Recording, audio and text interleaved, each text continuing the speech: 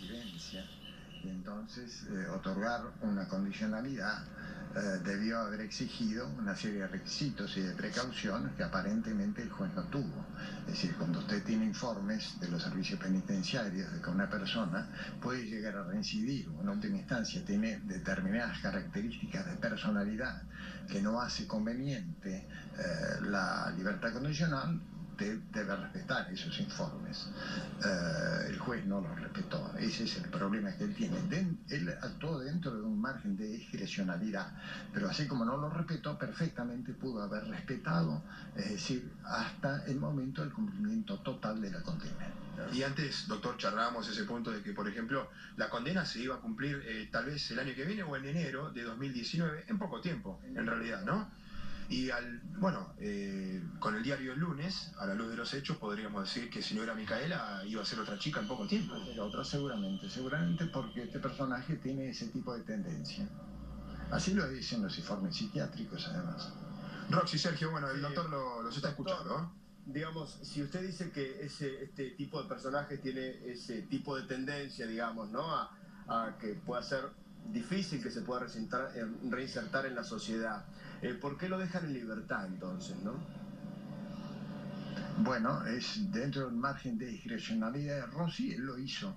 Es decir, no sé si otro juez lo hubiera hecho, pero él lo hizo. Ahora, en última instancia, hay...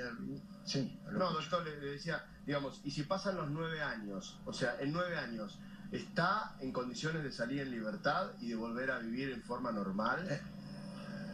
En 9 años él pudo haber salido en libertad. Siempre hay un patronato liberado, diríamos que sí, en las libertades, en lo formal. En lo real, los patronatos deliberados, es decir, con todo el esfuerzo que tienen, no tienen presupuesto, no tienen personal. Ahora, doctor, para aquellos que no conocemos el mundo del derecho y para entender un poco, como ciudadana común se lo pregunto, ¿cuál es el seguimiento que se le hace a un personaje de este tipo durante su estadía en la cárcel para saber y para considerar si está listo o no para reinsertarse en la sociedad? ¿Qué tipo de informes se hacen? ¿Cómo se hacen? ¿Qué les preguntan? Bueno, sí, todo tipo de informes, porque primero está la gente del servicio penitenciario que sigue lo que es la conducta de este personaje en la sociedad carcelaria. En segundo lugar, siempre hay entrevistas continuas con psicólogos, psiquiatras, que en última instancia al final elevan informes. Es decir, esto es de rutina en todas las unidades penales. Él cursaba en unidades penales de la provincia de Entre Ríos, que no son las nacionales, la aclaro. Es decir, el tipo de seriedad es otra. No existe el tipo de hacinamiento que hay en otras unidades penales. En última instancia, acá las cosas se hacen medianamente bien y es por eso que elevan el informe y el fiscal de Lenta advierte claramente que no es conveniente la libertad condicional. O sea, informes que no son vinculantes. No son vinculantes. Ahí está justo lo que te quería preguntar. No son vinculantes, tan es así que Rossi, para desoír los informes, hace dicta una resolución donde determina que son elementos subjetivos, teóricamente la palabra subjetivos. Y sin embargo, ¿por qué? Porque la psiquiatría no es una ciencia exacta, claro, pero sin ninguna duda marca tendencias, ¿no es cierto? Doctor, describe personalidades. Si me permite, digamos, sí, usted dijo que el patronato de liberados, digamos, suponiendo que no le hubieran dado la libertad, y tendría que cumplir prisión durante 9 años. Sale en libertad, el patronato de liberados lo sigue, lo vigila, lo controla, pero usted acaba de decir que no hay presupuesto. Entonces no tiene personal, no lo pueden seguir, no lo pueden controlar y estamos otra vez a la buena de Dios, digamos, la buena de la voluntad de este hombre que decide violar o matar a una persona. En alguna medida es así. Es decir, lo mismo pasa con las probations. Es decir, acá hay las probations, es decir, el cumplimiento de la sentencia a prueba. En última instancia es muy débil lo que es el control que se ejerce. Doctor, hay provincias, en Entre Ríos se hace bastante bien, pero en otras provincias ni se hace ese seguimiento. Doctor, hay algo que no me queda claro. Además del informe del servicio penitenciario, ¿también la Fiscalía tuvo la posibilidad de oponerse? Sí, la Fiscalía se opuso. O sea que en realidad la Fiscalía se opuso. El juez desoye 2 recomendaciones. La del servicio penitenciario y la de la Fiscalía. Claro que sí. Qué bárbaro. Por cierto. Y otra pregunta que tiene que ver así. con un paso anterior. 9 años para este señor que estaba cumpliendo una condena de 9 años. ¿No era baja la condena para un caso parecido anterior? Sí, pero era la primera condena. Hay una práctica, que si usted quiere es garantista, en todo el país, donde las primeras condenas son muy bajas, son casi los mínimos. El mínimo en este caso era 8. Es decir, que usted debía, y después existía a lo mejor la posibilidad de apelación si usted hubiera juicio. Claro. Entonces, la historia del Superior Tribunal de Justicia siempre tendía a aplicar los mínimos de las condenas. Ahora, doctor... Entonces, usted cuando hace un juicio abreviado tiene que tener en cuenta la posible pena que le van a aplicar si llega a apelar. ¿No es cierto? Ese es el problema. Claro, el juicio abreviado no se apela. Lo que ocurre es que la primera condena, al ser tan baja en un caso de violación, no, de alguna manera posibilitó, aunque sea remotamente, este desenlace. Por ahí, en los casos de violación o donde hay agresión a las personas, habría que pensar seriamente en un país donde ni siquiera hay un seguimiento del patronato en imponer condenas mayores. Bueno, pero eso hay que decírselo a los jueces. Claro. Sí, claro. Ahora, ¿y usted ¿cierto? cree que siempre, claro, doctor, que siempre las primeras condenas son mínimas? ¿Y cuál sería es decir, fíjese usted que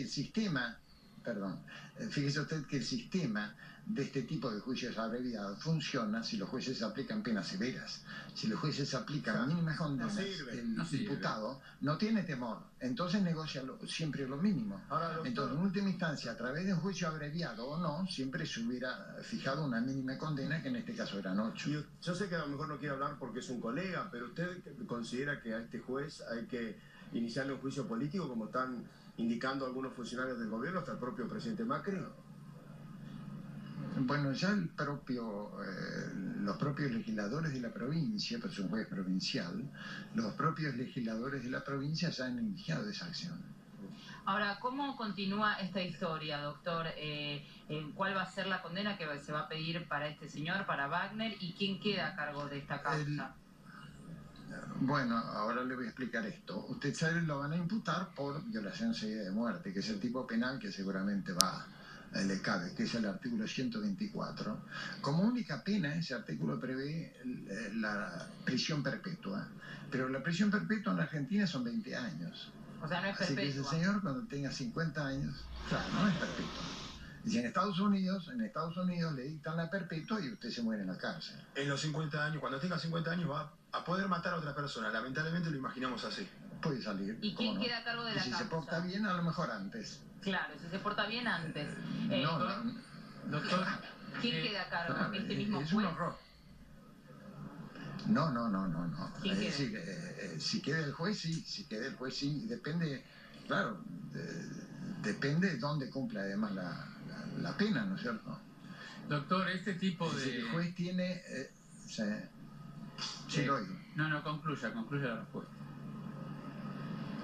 No, depende de la jurisdicción donde esté. Es decir, este juez tiene jurisdicción sobre las unidades penales, diríamos, o los detenidos que están generalmente en la costa del Uruguay. Gualeguaychú, Gualeguay, Concepción del Uruguay. O sea, este juez hoy por hoy sigue trabajando históricamente como es juez. este juez. Este juez sigue trabajando como juez, sigue impartiendo justicia todavía, y a cargo de esta causa estaría él. Es decir, sigue no impartiendo justicia, es decir, él sigue el curso de los internos que están condenados. Es decir, él tiene intervención con aquellos que están condenados, ¿no? Es decir, quien hace el juicio es otro juez, que va a dictar perpetua porque es la única pena que hay para el 124. Claro, pero él es el que se encarga, digamos, de hacer ese seguimiento que usted dice. De la ejecución de la pena. Claro, pero decide desoyendo todo lo que tiene a su alrededor, digamos. Sí, eso es lo que ha hecho. Muy bien, doctor. Le agradecemos mucho esta comunicación con Todo Noticias. La verdad que usted entenderá que es un caso que conmueve al país, porque en un país en donde se está hablando de violencia de género, de violencia contra las mujeres, un señor que ha violado, que estuvo en la cárcel, que le dan la libertad condicional y que vuelve a violar y encima a matar, bueno, la verdad es que nos conmociona a todos, desde el presidente de los argentinos hasta el ciudadano más común. Le agradezco esta comunicación. Sí, y a todos en la justicia también. me imagino, sí, por eso, pero bueno, estamos en manos de personas como este juez y la verdad esperamos que se haga justicia con todas las partes, ¿no?, de esta situación. Gracias, Sebastián, también. ¿Cómo no? Hasta luego. Buen día.